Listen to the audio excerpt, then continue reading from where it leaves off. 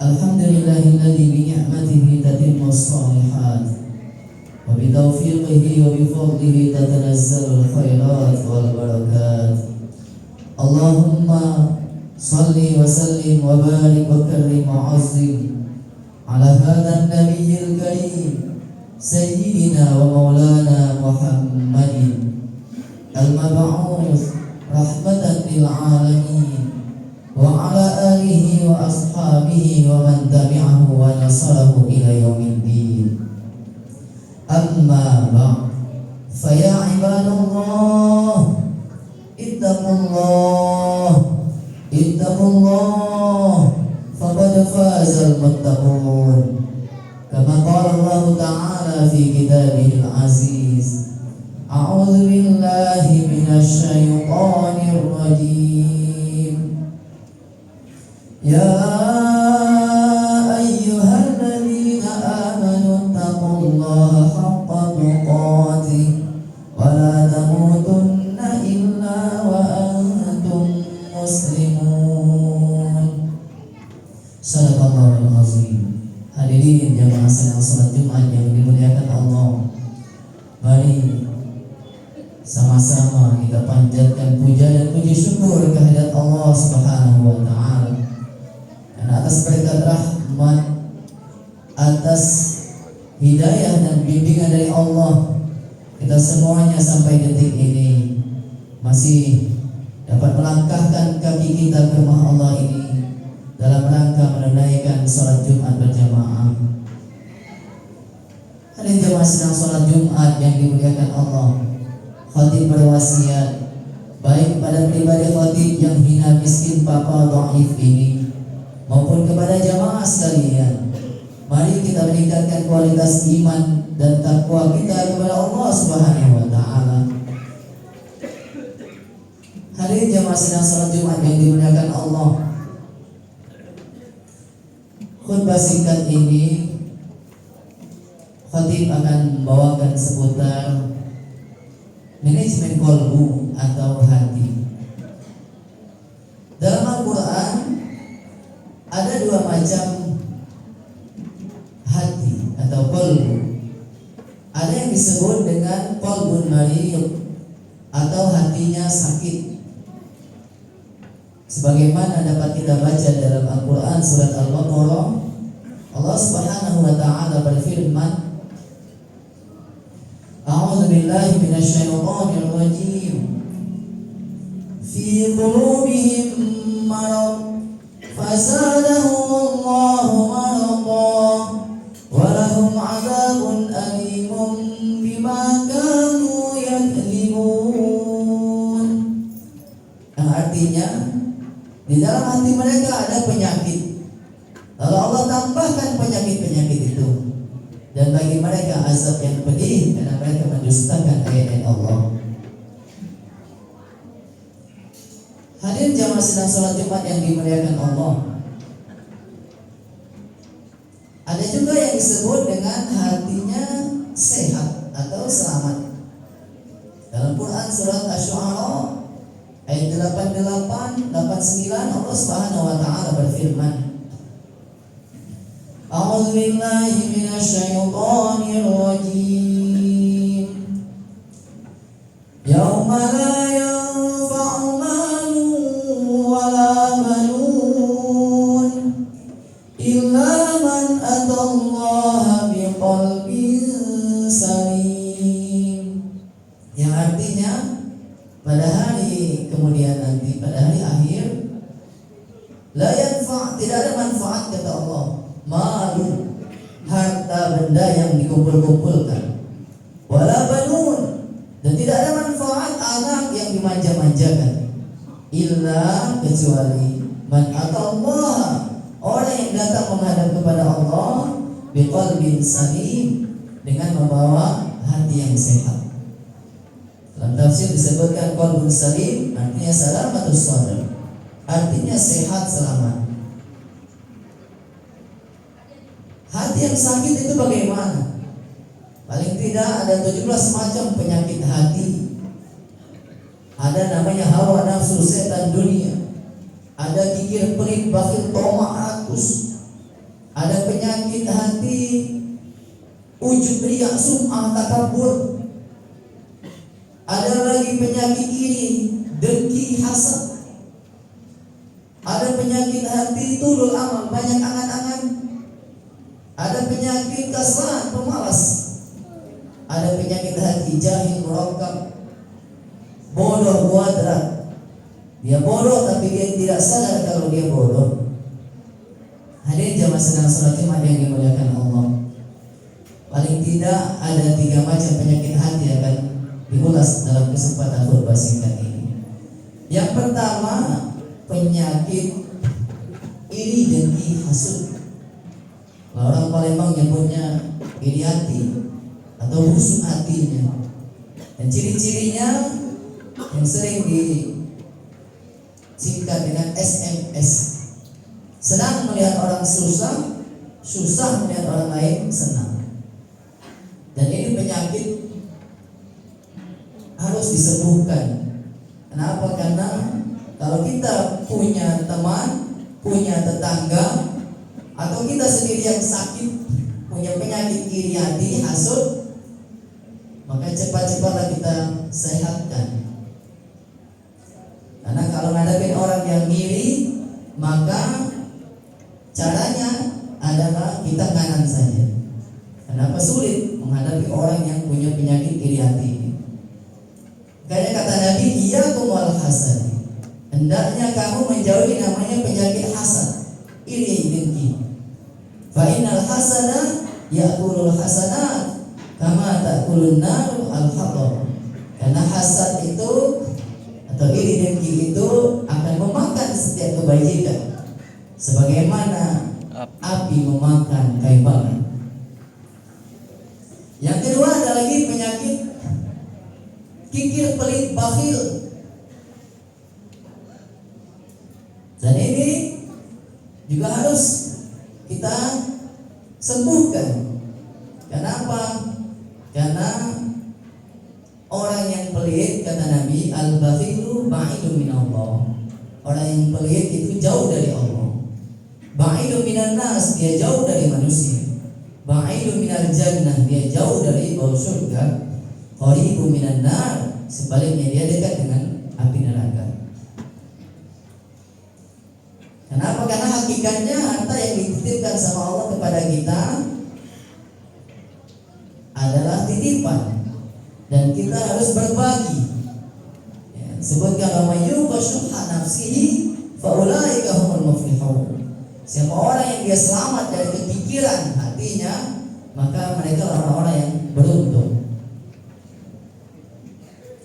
Dan yang ketiga ada penyakit namanya ujub, riya, sum'ah, takabur. Orang yang takabur berarti mengambil pakaiannya Allah. Karena apa kata Allah dalam hadis disebutkan al-kibriya ridai. Kesombongan itu adalah pakaianku. Dan ciri orang yang punya penyakit sombong itu selalu berkata ana, saya, atau aku. Sebagaimana ini yang diutarakan oleh iblis laknatullah alaihi, qala ana khairun minhu. Aku lebih baik daripada Adam, kata iblis. Khalaqtani min nar wa khalaqtahu min tin. Kau ciptakan aku dari api, sedangkan kau ciptakan Adam dari tanah. Kata iblis, ana khairun minhu. Aku lebih baik daripada dia. Kata para ulama, man qala ana waqa'a fil ana. Siapa orang yang selalu berkata saya. Kalau tidak karena saya ini tidak jadi masjid ini. Kalau tidak karena saya tidak jadi di pengajian ini. Man qala ana waqa'a fil ana. Siapa yang mudah berkata saya atau aku, maka dia jatuh kepada kehinaan. Oleh sebab itu mari kita hindari yang namanya penyakit sombong. Hari jamaah sedang sholat Jumat yang dimuliakan Allah. Lalu bagaimana menyembuhkan penyakit-penyakit hati itu? Para ulama sebagaimana mereka mencari metode, sebagaimana dijanjikan dalam Al-Quran, ala bidzikrillahi tatma'innul qulub. Ketahuilah bahwa dengan zikrullah, jadi sehat. Ala likulli syai'in siqalah. Wa siqalatul qalbi dzikrullah. Ketahuilah bahwa setiap sesuatu ada alat cucinya. Dan alat cuci hati atau qalbu adalah dzikrullah, dengan zikir kepada Allah. Hadirin jamaah sedang salat Jumat yang dimuliakan Allah, maka mari dari luar masuk ke dalam. Selama ini selalu memperhatikan hanya jasmani saja, hanya aspek fisik jasad saja. Mari kita mulai masuk memperhatikan qalbu kita. Karena dalam hadis disebutkan innallaha la yanzuru ila suwarikum wa ajsamikum walakinallaha yanzuru ila qulubikum wa a'malikum. Sesungguhnya Allah tidak menilai, tidak memandang dari rupa dan jasmani, tetapi Allah memandang kepada qalbu-qalbumu dan amal-amal kalian. Palukan dengan keras dalam hati kita qalbu. Para arif bilang, menyatakan bahwa letaknya dua jari di bawah susu kiri, condong ke kiri. Disitulah letak qalbu, pertalian dengan jantung jasmani. Kalau dalam bahasa kedokteran, qalbu itu artinya jantung. Jantunglah yang memompahkan seluruh aliran darah kita. Kalau jantung itu sehat, maka sehatlah seluruh badan. Begitu juga rohani. Kalau qalbu kita sehat, maka sehatlah seluruh perbuatan kita. Karena kata Rasulullah dalam hadisnya, ala inna fil jasadi mudghah idza saluhal jasadu kulluh wa idza fasadal jasadu kulluh ala wa hiya al-qalb. Ketahuilah bahwa di dalam jasad itu ada segumpal darah atau segumpal daging. Kalau dia sehat, maka sehatlah seluruh badannya. Kalau dia sakit, maka sakitlah seluruh badannya. Ketahuilah, itulah yang namanya qalbu. Bagaimana kita bisa menilai qalbu kita sakit atau sehat? Maka tanyakan kepada orang yang paling dekat dengan kita. Kenapa orang yang sakit qalbunya, sakit rohaninya, dia tidak mampu mengakui, bahkan tidak menyadarinya. Sebaliknya dengan penyakit jasmani, kalau ada orang yang sakit jasmaninya seperti sakit gigi, maka dia duluan yang merasakan, tapi orang sekitarnya tidak merasakan apapun. Tapi sebaliknya orang yang memiliki penyakit hati, penyakit rohani, dia tidak sadar kalau dia punya penyakit iri dengki. Dia tidak sadar kalau dia punya penyakit kikir, pelit, bakhil, tomak, rakus. Dia tidak sadar kalau dia punya penyakit ujub, riya, sum'ah, takabur. Maka caranya yang paling mudah, tanyakan kepada orang yang paling dekat dengannya. Tanya kepada anak, kepada istri, kepada jiran, tetangga, kepada teman kita. Apakah kita masih dihinggapi penyakit-penyakit qalbu, penyakit rohani, ataukah hati kita sudah sehat atau selamat? Dan ciri orang yang sehat hatinya ada 3 S. Yang pertama sabar, yang kedua syukur, yang ketiga santai saja.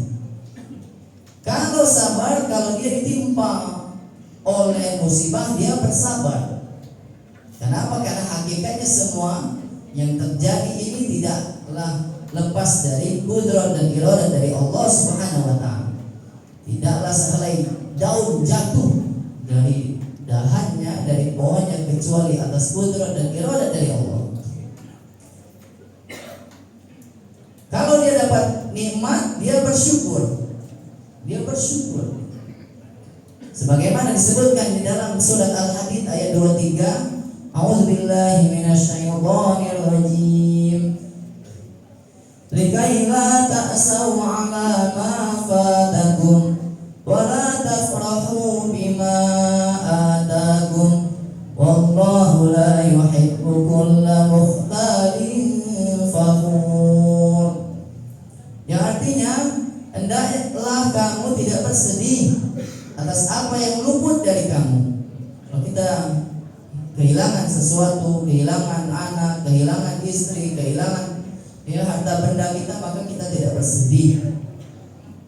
Wala tafrahu bima atakum, dan hendaklah kamu jangan gembira atas apa yang Allah kasih kepadamu. Wallahu la yuhibbu kulla mukhtalin fakhur, dan Allah tidak menyukai orang-orang yang sombong lagi berbangga-bangga. Kalau istilah Anies Baswedan itu, dicaci tidak tumbang, dipuji tidak terbang. Ya. Hadirin jamaah sidang salat Jumat yang dimuliakan Allah, mudah-mudahan hati kita sehat, dan mulai hari ini mari perbanyak ya, kita fokus pada hati-hati kita. Jangan sibuk menilai orang lain, jangan sibuk dengan penilaian orang lain. Ya. Sebagaimana cerita Nasruddin Khoja, ya, disebutkan cerita bahwa dia punya kuda yang besar, yang bagus. Kemudian ada seorang raja, dia menawar dengan harga miliaran. Lalu Nasruddin Khoja tidak mau menjualnya, melepasnya. Kemudian orang-orang pada, "Oi, bodoh kamu Nasruddin, kenapa kamu tidak jual kuda itu ditawar oleh raja dengan harga yang mahal?" Tapi kata Nasruddin, "Biar, saya masih sayang dengan kuda ini." Lalu ternyata besoknya kudanya hilang. Lalu orang-orang kemudian bertepuk tangan, "Bodoh kamu Nasruddin, kemarin raja sudah menawar tapi kamu tidak jual, lalu kuda kamu hilang." Lalu ternyata besoknya lagi kudanya datang dengan membawa sekumpulan kuda-kuda yang lain dari hutan. Wah, orang lain mulai ya, wah hebat, ternyata benar Nasruddin. Ya, kudanya hilang ke hutan, dia bawa kawan lagi. Ternyata lebih banyak lagi kudanya Nasruddin. Ya, tapi Nasruddin dia tidak pernah berpikir dia hanya memikirkan apa yang dia yakini, dia anggap benar. Lalu ternyata besoknya lagi anak Nasruddin dia naik bermain-main dengan kuda liar dari hutan itu, lalu jatuh dan patahlah kakinya. Orang mulai, wah ternyata bukan anugerah tapi musibah. Ya, bodoh Nasruddin, bukannya dia jual kudanya tapi dipeliharanya, lalu bawa kuda liar dan anaknya jatuh patah kakinya. Tapi kemudian raja mengumumkan bahwa ketika kita akan menghadapi perang dan kita membutuhkan anak-anak muda yang sehat, yang kuat jasmaninya, maka kemudian orang-orang anak-anak itu dari kampung itu diangkut semuanya ikut camp militer, dan yang tidak ikut adalah anaknya Nasruddin karena kakinya patah. Ya, disitulah kalau tidak pernah kita berpikir atau fokus kepada penilaian orang lain, kita yang akan hidup santai. Ya, 3S, syukur, sabar, dan santai saja. Susah senang sama saja. Barakallahu li wa lakum fil Qur'anil azim wa nafa'ani wa iyyakum bima fihi minal ayati wa dzikril hakim wa taqabbal minni wa minkum tilawatahu innahu huwas samiul alim.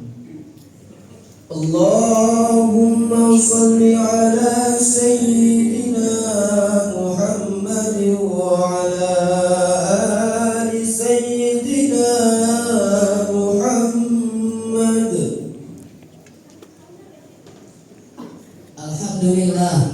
Alhamdulillahilladzi hadana li hada wa ma kunna linahtadiya laula an hadana Allah.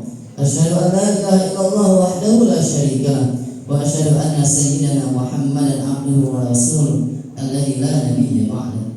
Allahumma shalli wa sallim wa barik wa karim wa azim ala habibina wa syafi'ina wa qurrati a'yunina sayyidina wa maulana Muhammad wa ala alihi wa ashabihi wa man tabi'ahu wa nasarahu wa wala. Amma ba'd, fa ya ibadallah ittaqullah faqad fazal muttaqun, kama qala Allah ta'ala a'udzu billahi minasy syaithanir rajim.